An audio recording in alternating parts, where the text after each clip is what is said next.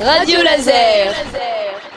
Bonjour à toutes et à tous, très heureux de vous retrouver pour cette émission exceptionnelle du Collège Échange et Échange Mag, tous les derniers samedis du mois entre 14h et 14h30. Émission exceptionnelle puisqu'elle a lieu aujourd'hui en direct de 14h30 à 15h30. Cette collaboration nous permet au collège d'avoir une ouverture sur l'extérieur.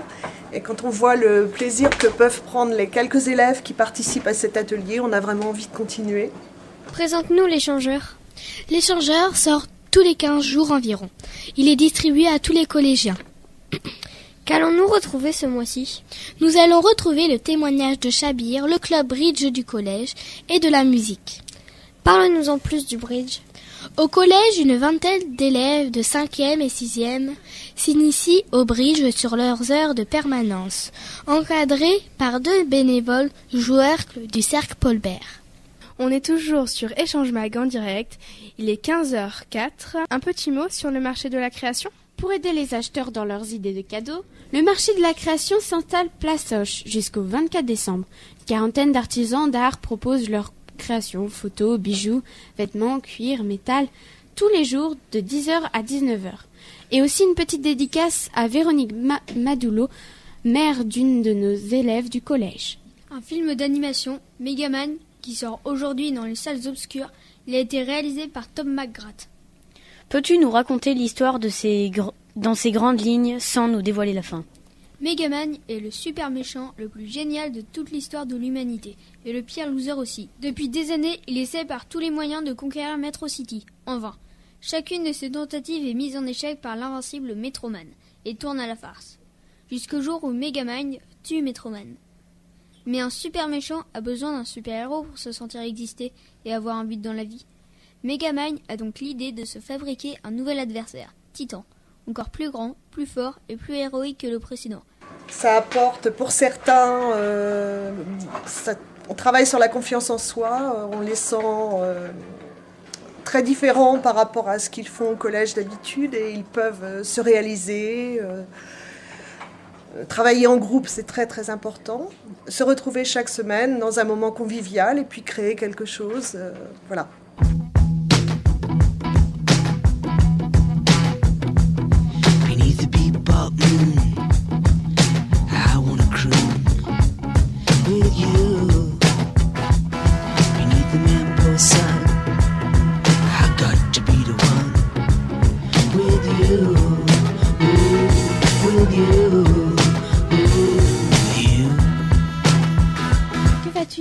Aujourd'hui, je vais vous lire Mamie et moi de Marc Quentin.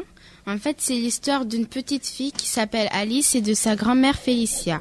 Alice a surpris une conversation de ses parents qui veulent envoyer sa grand-mère à la maison de retraite.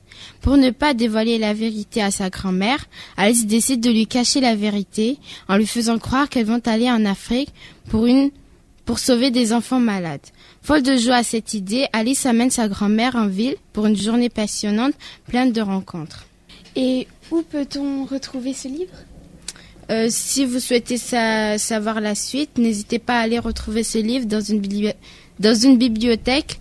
N'oubliez pas le titre, c'est Mamie et moi de Marc Quentin aux éditions Milan de Poche. Merci. Allez, on enchaîne sans plus tarder avec les sketchs. Dans la rubrique sketch de cette émission spéciale Échange Mag que vous pourrez retrouver en podcast dès 16h sur le site de radiolaser.fr, eh bien, comme le mois de novembre et la prochaine émission qui aura lieu le jour de Noël, le 25 décembre, pour ceux qui n'ont pas suivi, on reste sur le sketch de François Pérusse. Mais avant de lancer le sketch prix démérité, peux-tu dire quelques mots sur François Pérusse, cet humoriste pétri de talent et pourtant peu connu en France?